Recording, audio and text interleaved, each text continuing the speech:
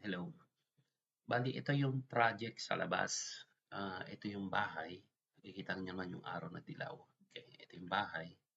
Ito existing ito. Ito existing na pader din ito, tsaka ito. Itong gate na to existing rin. Kumbaga ang bagong itatayo ay ito, ito, ito, ito, at saka yan. Bali ganyan, 20.5 ang lapad, 21 meter ang haba. Okay. Tapos ito yung steps. Ito yung ramp. May step din na maliit dito. Tapos ganito yung design sa sides. Okay. So, punta tayo sa iba. Okay. So, ganyan. So, kunyari nandiyan yung bahay. So, ito. Kung ano yung asintada nito at pagka-finish, yun din yung pagka-finish nito. Ano? Ganun din. Tapos ito yung 1.5 na extend. Kumbaga, pag angat mo papunta rito, mag-extend ka papasok. Ang tawag dyan ay return para sa pampang. Mga 1.5 metro lang ito. Okay? Ganyan itsura. So ito yung fish pond, ito yung pampang, ito yung pampang, ito yung fish pond. Okay, sa entrada muna tayo. Sa entrance, ito ay 3.2 meter na gate. Ito ay kwan din ito. Steel matting din ito, pero sa likod niya, lalagyan mo dapat ng chicken wire mesh para hindi nakakapasok ang ahas, palaka. So ito yung logo. Logo ito. Okay?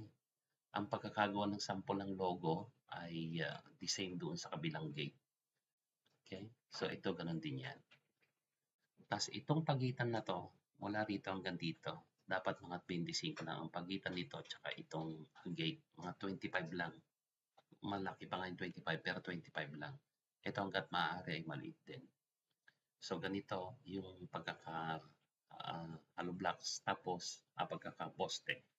Tapos yung gate, tatlo ang hinge niyan. Isa dito, saka isa dito. Hindi dito sa gitna ha, nandito lang sa taas yan.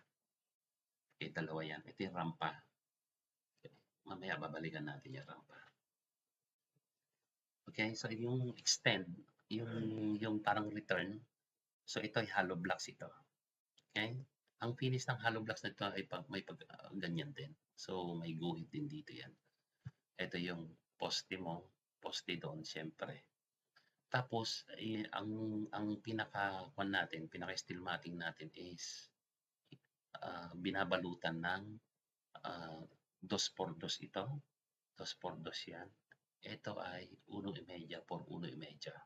Okay? 1.5 por 1.5. Tapos iniipit yan ng flat bar. Ngayon, naka-welding ito, mas steel matting sa likod ng flat bar. Okay? Tapos, may awang din ito.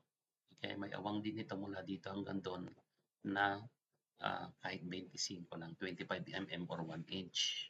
Okay? Tapos dapat ito, pagkaka-finish lahat niyan ay hindi pantay. Dapat yan naka-stand konti para pag tumulo ang umulan, katubig, itatapon niya, hindi mag-i-stuck dito. Kaya para hindi magdumi. Okay, ganyan ang tapos sa loob. Ito may nosing ito.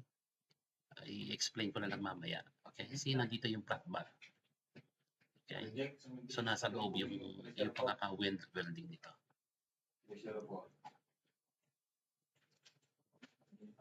Tapos, ayan, same din ito, ganyan din. Basta ganito rin ang pagkaka-finish lahat yan. So, 4x8 ang steel matting. So, ang panel by panel natin ay 4x8 din.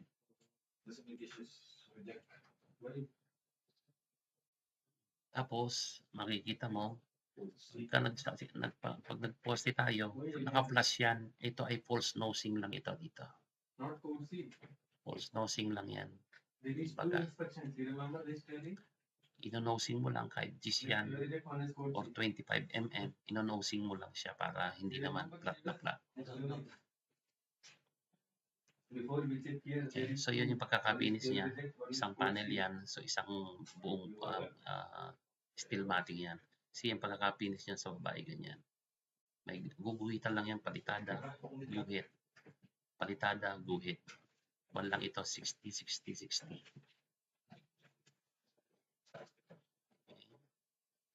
Tapos ito naman spike sa taas para sa safety. Okay. Yan sa baba, naka-nosing siya. Pero pagka kinongkreto mo yan, iplap-plap mo lang dito. Tapos ito, kung na lang yan palitada, tapos nosing kaya ang tawag yan ay false nosing. Okay? So ito yung steps papasok sa loob. Okay? Ito tsaka itong steps na to at tsaka yung rampa doon ay magkasing taas. So hindi mo na kailangan hollow blocksan yung pagitan ng dalawa. Kasi rampa at steps naman magsasalubong yan. So ito yung gate. Siyempre dalawang barrel bolt. Lagyan nyo ng bakal ito dito para hindi napipingawan yung butas. Okay? Tapos para may naibabaon na mabuti. At hindi napipingawan to. Kasi ang nangyayari dito, natatapyasan or nababago yung bilog. Okay? Ngayon, ito yung maliit na gate. Existing ito ha. Dito ko existing. Ito steps lang na maliit ito. Kasama sa gagawin. Ngayon, ang finish ng maliit na gate ay ganito. Okay? Tapos, ganyan. Tapos ganito na naman. Okay? So, 60 by 60 to. Kaya pagka nagpalitada, 60 lang yan. Guhit lang lahat yan. Ganyan. Pati sa corner. Iba tayo. So, yung buong finish niya ay ganyan. Okay? 60 by 60 tayo. Parang 60 by 60. So, guhitan lang ng diretso na yan. Sukat ka lang ng 60. 60 dito. Guhit. 60. Guhit. So, hindi tiles yan. Linya lang yan ang palitada. Ilinyahan lang. Okay. Dito naman, kung ano kagaya sabi ko, kung anong height doon sa dito, kung anong height dito, kung anong height nito, yun din ang height nito dito sa my side. Existing na itong hollow blocks na to. So ito pipinisin lang ng rough yung existing na hollow blocks. Tapos ito yan, ganun ulit. Palitada, then linya.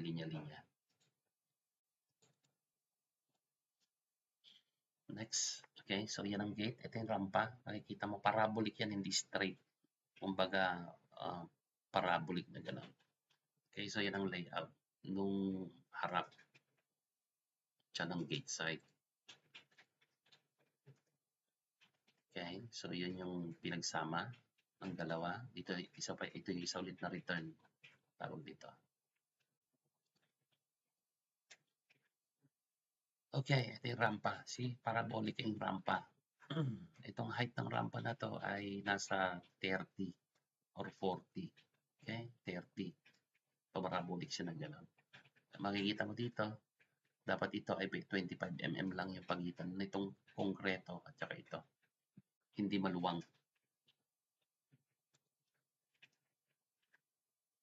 Okay, so yung solar post. Solar post is 20 feet. Hatiin mo, so magiging dalawa. Pero lalagyan mo ng ganito, apakan. Para kung sakasakaling magpapalit ng ilaw, pipintura, meron kang access. At patungan ng hagdanan. Pwede yung patong hagdanan dito, pwede rito, tapos akyatin mo na lang. Okay? Tapos ito, okay, may sample ako dyan kung gaano kalaki itong tubo na to. Malamang itong tubo na to na ilalagay ay 1.5 inches na diameter na tubo. Okay? Akong solar night ako na magbibigay niyan. So tatlo yung solar post na yan. Isa rito. Sundan niyo mabuti yung direksyon ha. Yun.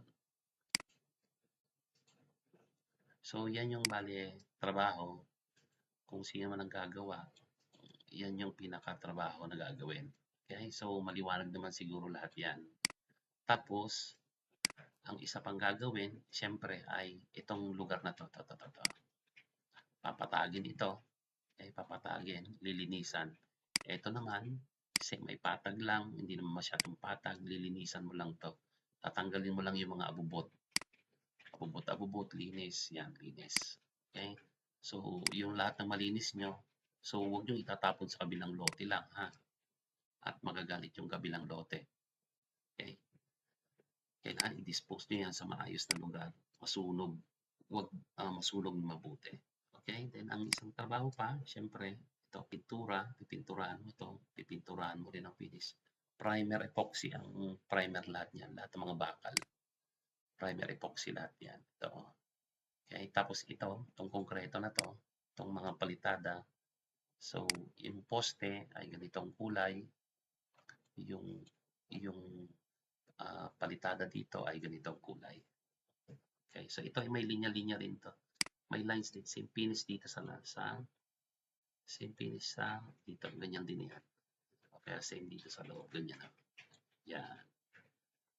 Okay, so kung sa mga gagawa, ito ay syempre tubular din lang naman ito.